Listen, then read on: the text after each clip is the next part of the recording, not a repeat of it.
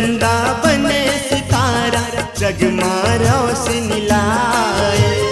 जगमा रोशनी लाए ओ दाई, जगमा रोशनी लाए। बन विजया लक्ष्मी वो ते विजय कराए वो, मया के अचरा लमाए, मया के अचरा लमाए।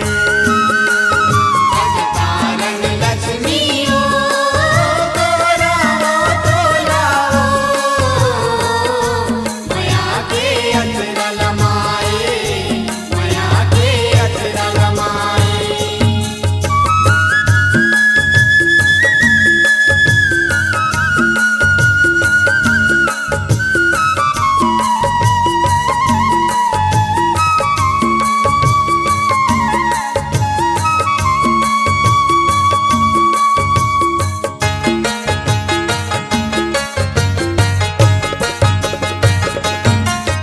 ऐश्वर्या लक्ष्मी बने भवानी, सुंदर ताला बढ़ाए। बने वीर ते लक्ष्मी दाई, दानव मार गिराए। दानव मार गिराए ओ दाई, दानव मार गिराए।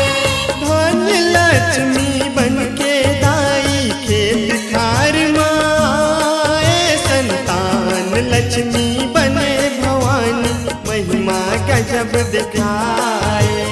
महिमा गजब दिखाए ओ दाई, महिमा गजब दिखाए।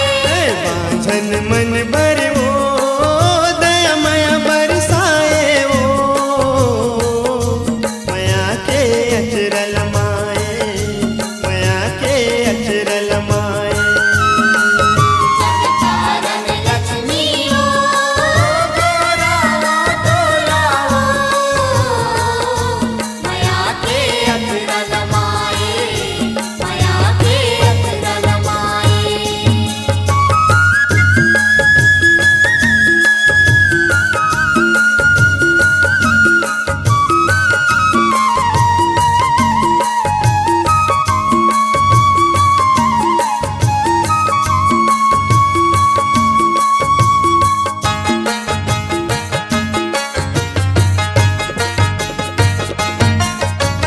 धन लक्ष्मी ते बन फस दाई, घर घर दिया जलाए। तब तय हो के सहाय उदाई, धन धन ला बरसाए। धन धन ला बरसाए ओ दाई, धन धन ला बरसाए। वैभव लक्ष्मी के कहनी लदाई, सस्तर हवे बताए। अष्टभुजी मोर लक्ष्मी दाईला, झूमू मात नवाए।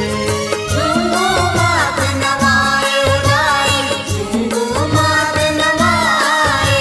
अब शिव समाज हर वो जयकार मनाए वो, मया के अचरा लमाए, मया के अचरा लमाए। जगतारण लक्ष्मी ओ तोराओ तोलाओ, मया के अचरा लमाए, मया के अचरा लमाए। ओ जगतारण लक्ष्मी